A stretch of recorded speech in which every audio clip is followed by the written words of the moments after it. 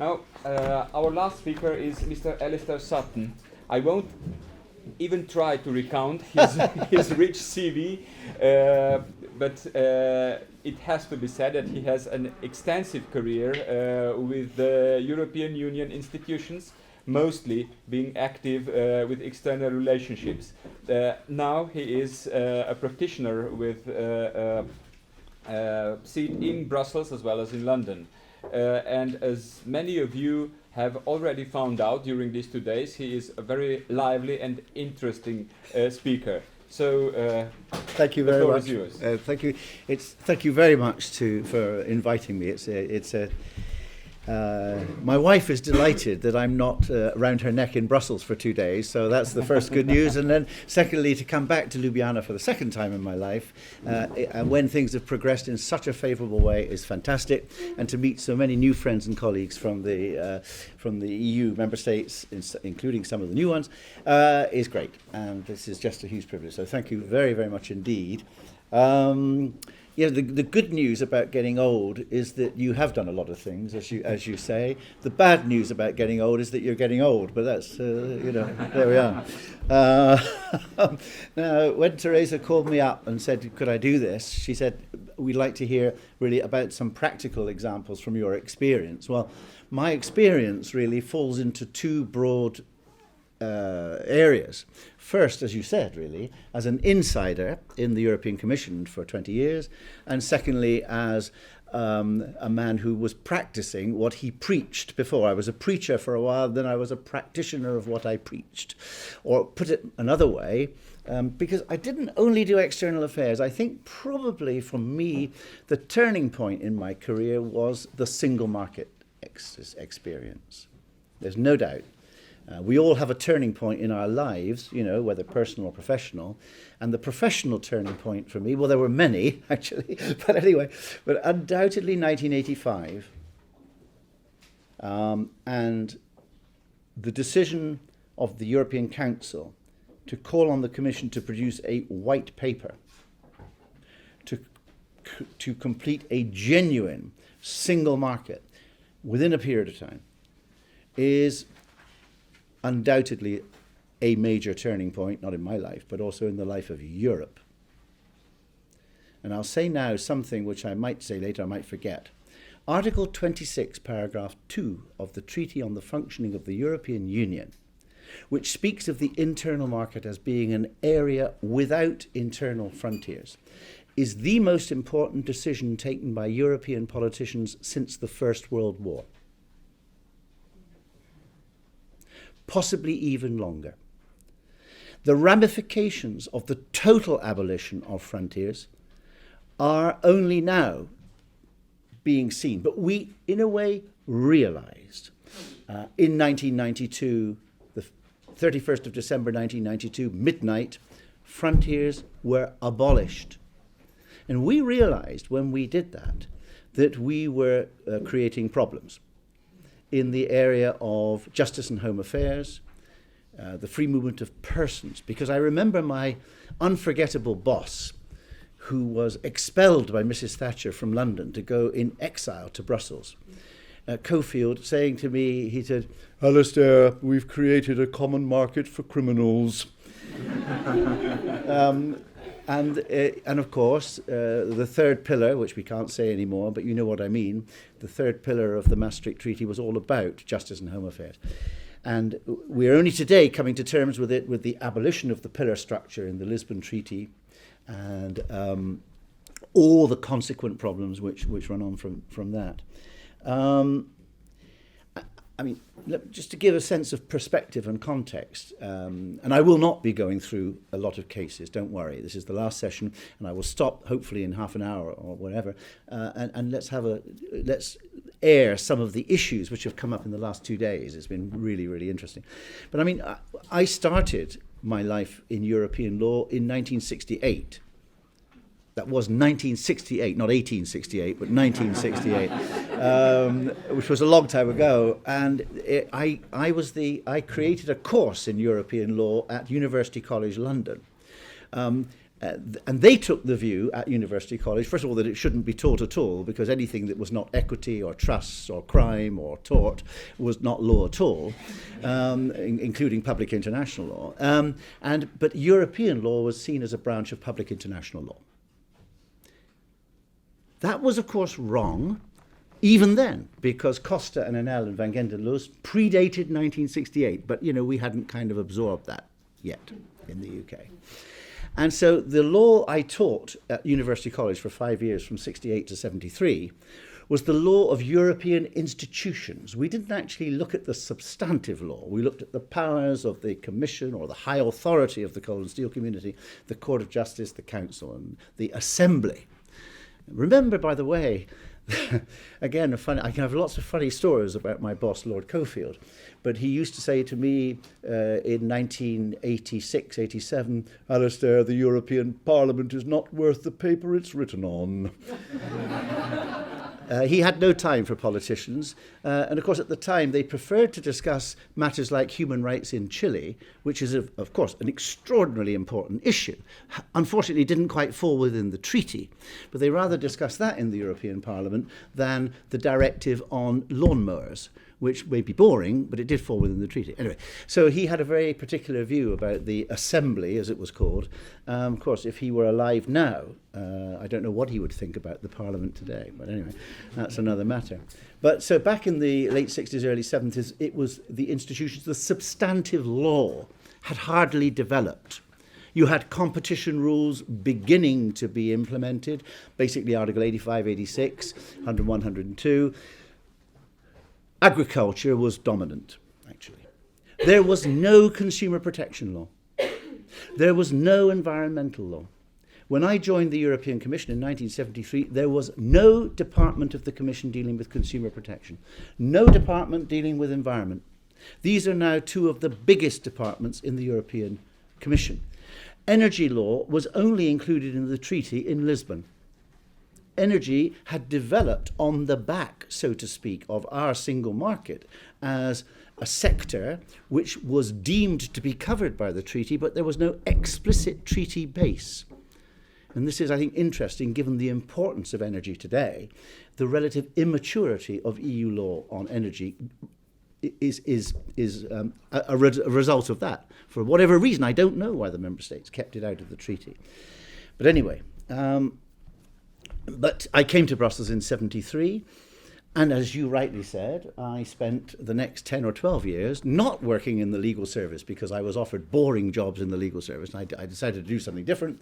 I went into external relations, which I thought would give me a lot of travel, and again, getting out of my wife's hair probably and going off to negotiate textiles in Brazil was a nice thing to do. I actually went to Manaus, where England lost to Italy the other night. Yes, I don't want any comment about that. Thank you very much from Carlo. But Manaus didn't look then like it does now.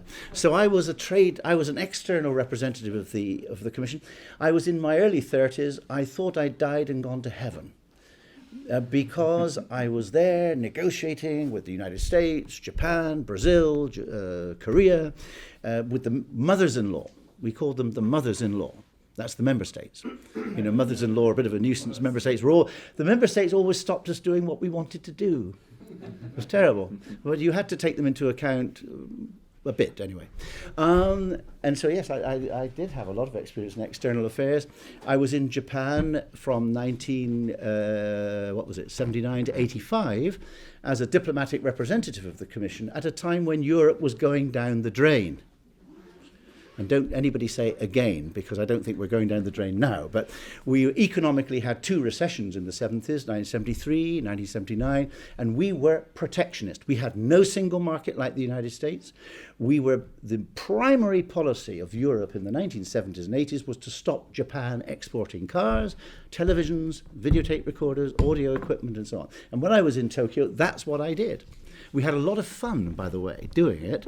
It wasn't necessarily good for the economies of Europe, I think, but we had a lot of fun, and being in Japan was another turning point in my life. So I came back in 85 to a Europe which was characterized by what people called Eurosclerosis, Euro paralysis.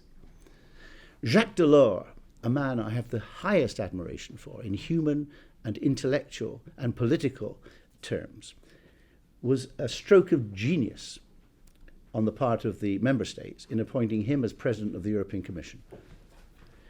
He came in after 5 years of the European Council saying, because the politicians are very good at making political statements and then forgetting them. So for 5 years they said, we need a single market, we need to complete the internal market, and so on. Anyway, in 85, Delors arrived and he said, we're going to actually do it. And the first thing we're going to do is to produce a white paper. Now, I want you, all of you, if you haven't done it, I want you to look up that white paper. You may think the guy's mad. Nearly 30 years later, I'm asking you to look at you look on the internet, and it's Commission White Paper, 1985, Completing the Internal Market. Now, I say that because I think it's the most important document, or one of the most important documents, which gives you an overall picture of how we think the single market should operate. I use it all the time at the moment with the African Union and the regions of Africa, because the Commission and the EU are trying to export to Africa our model of market integration. And that white paper was a major innovation in two ways. Number one, it contained an action plan, a precise legislative action plan of 300 measures necessary to abolish obstacles to the free movement of goods, persons, services, and capital. That's the first thing, a concrete action plan.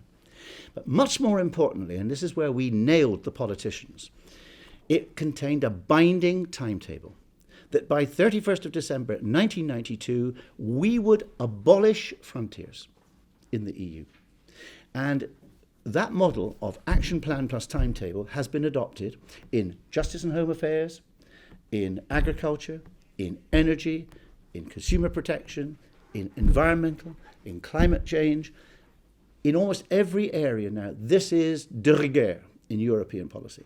The Council edicts an action plan with a timetable so that politicians can be measured. They have scoreboards which tick off whether Estonia has ratified the Tiddlywinks Directive or the Bottled Water Directive, and whether Spain has done it and Croatia has done it. And so on. Everybody is held to account. And this has had a major, I think, impact on the rule of law in the EU. Because, and I often say this in Africa, they don't like it very much, but I say it anyway, politicians love to fly around to nice hotels, drink champagne, sign documents, and then completely forget about them. But in the EU these days, that isn't the case. There is a lot of measuring going on about progress in implementing legislation.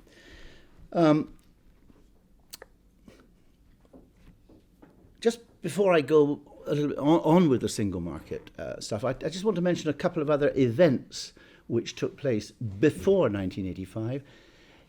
I mean, it's been mentioned already, but I'll just say it again. It is an extraordinary thing even today, isn't it, that the major principles of European law are judge-made and not contained in the treaty. It is an extraordinary thing.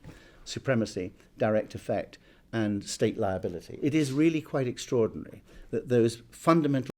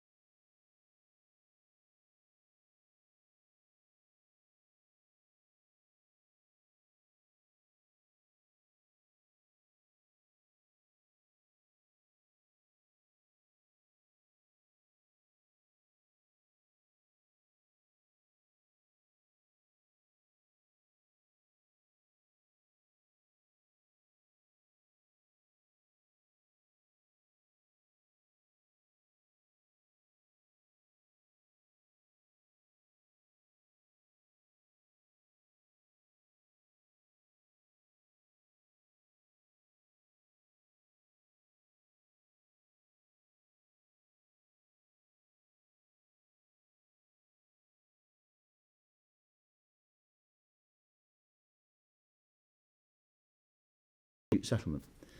And I think that puts a huge responsibility on the Commission and Article 258 direct infringement procedures, which it cannot cope with. And so that puts a tremendous responsibility actually on national judges to give effective remedies. One of the biggest sources of case law in Brick Court chambers at the moment is national competition law proceedings. You know, the decentralization of competition law in 2004, Regulation 1/2003, has meant that there is an explosion of cases at national level. And England being more litigious than some other places, that's where the most of the cases are.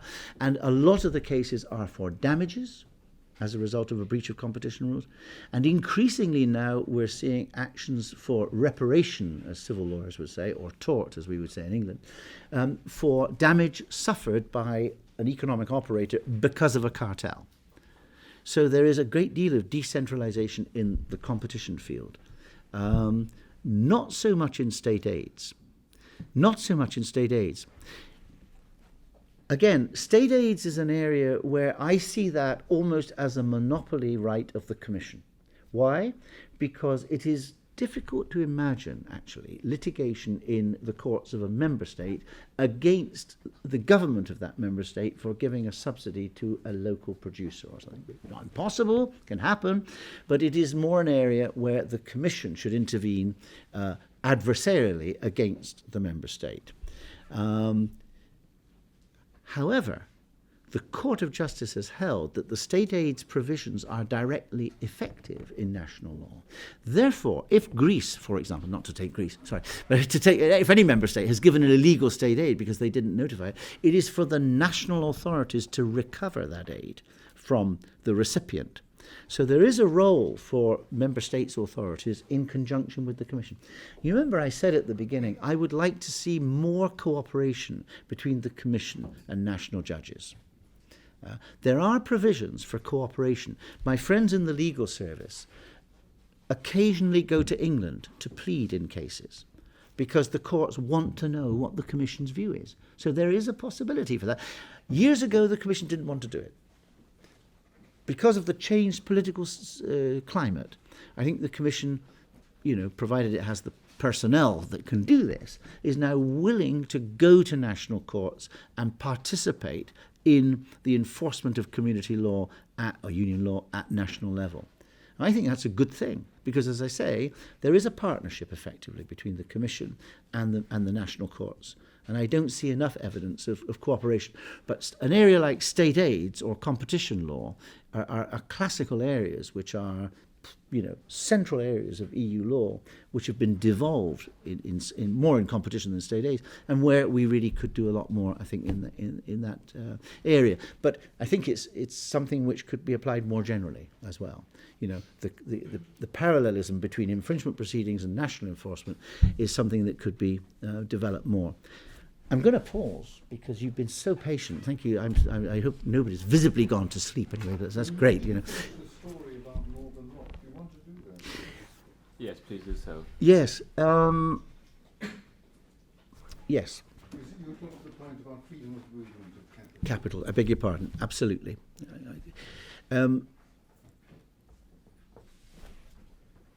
The illegality of the nationalisation was pleaded on two bases. One was Article 1 of Protocol 1 of the European Convention on Human Rights, and the other was Article 63, Paragraph 1 on freedom of capital movements. As in Factor Tame, we also went to the European Commission and invited them to take infringement proceedings against the United Kingdom in parallel to the national court proceedings. They did not do so. Because of the political sensitivity of the crisis, I guess it was, the Commission thought it was not politic to take a case. However, they did write a formal letter to us as complainants where they accepted that Article 63(1) was a valid basis for legal action. Unfortunately, the Court of First Instance in the High Court, decided the case purely on the human rights case and held that the United Kingdom there were sufficient public policy grounds for the nationalisation, and so the case failed. But I just cited the case, I think, for a number of reasons. The fact that there was this parallelism, the willingness of lawyers to find and for judges to listen to European arguments. I think it's really, I try to communicate this to you in your various jurisdictions because it's so automatic in England now for people to look for Europe. It's not a surprise. It's not a surprise. Let me just tell you one other case as well. So that was Northern Rock. I appeared for Epson, the Japanese maker of printers and cartridges. And the question was a very banal one, really, although a lot of money was at stake, on the tariff classification of the ink cartridges that you put into your printer. And if they were classified as ink, let me get this right, if they were classified as ink, the tariff was 6%, and if they were classified as parts of the printer, they were taxed at 0%. Now, interestingly, there was a case in Germany, there was a case in the Netherlands, and there was a case in the High Court in England. There had been a reference to the European Court of Justice in an earlier case where the court had given the opinion that the earlier types of cartridges were in fact ink. They were banal, they were not sophisticated electronic components, therefore they should be taxed at 6%. So the member states were very happy, and we came back to have another go at this. What was interesting was the attitude of the High Court. We went to the tribunal and we won. The tribunal, looking at the technical features of the new Epson cartridges, said, no, these are electronic components. They communicate how much ink is left in the printer and all the rest of it. They are parts. They are not ink. They're obviously not ink. They're a functioning part. So we were very happy. The government appealed, HMRC appealed to the High Court and then to the Court of Appeal, and we lost at both levels. And in the Court of Appeal, I should never forget, we suggested it would be appropriate, given the advances in technology, for their lordships to seek the opinion of the European Court in Luxembourg. And the judges said, well, Mr. Sutton, clearly, if you're going to win this case, you won't want a reference, will you? But if you're going to lose the case, presumably you will want us to refer. To which, I thought silence was probably the best reaction to that question. But anyway, but they took the view the law is perfectly clear. We see no point whatsoever in going to Luxembourg, and that was that. And I don't know whether the British colleagues here or anybody else could comment on this, but I detect an increasing confidence in some parts of the English judiciary to decide cases themselves. And by the way, I think it's a good thing. Talking to colleagues in the European Court in Luxembourg and the Advocates General, it is clear that we are facing a very big problem of what's called docket control. I would like to see regional courts, a little bit in circuit courts of the European Court of Justice, as in the United States of America. I personally would like to see that. I think it will bring European law closer to the people of the regions of Europe, of the very geographically big European Union, and take some of the burden off the European Court of Justice. But there are obvious problems with references, not least the delay, not least the costs. Now, against that, I have to say that most if not all of the fundamental principles of European law have come through references. It's now somebody is going to tell me, well, there was this case where the Commission took. We've done very big cases, Commission against UK, Commission against Germany, but I'm not sure if I can think of one right now which has enunciated principles, as in Costa or Van Kent or Siementhal or Factortame or Frankovich. They're all references from national courts. So the reference procedure is obviously a very important one. But I think the enforcement of European law today requires national judges to be more proactive, especially against the background of increasingly voluminous secondary legislation. It's very important that member states transpose directives accurately into national law. I'm a little bit surprised there are not more cases brought against member states' governments for failing to incorporate accurately or by adding what we call gold plating, to EU regulation, EU directives. Because one of the sad things about Europe is that we don't use regulations nearly enough. We use directives. And directives are a very unsatisfactory legal instrument because they do leave scope for member states to mess around with the provisions, and there's already the problem of language, but they can also adapt the law to their own ends. And that means that we don't have a regulatory level playing field in Europe. And so national courts will be the first port of call to judge whether or not national legislation has correctly implemented directives. I think that will be a very important part of your work in the years to come, partly as a response to this crisis, which has seen an absolute surge in secondary legislation coming out of the EU. So you will have all these very interesting individual ad hoc cases raising very interesting principles of European law. But there will be, I think, for industry and commerce, particularly commerce, now the law is set out in black letter law in directives, and that's the focus that I think there will be in the future.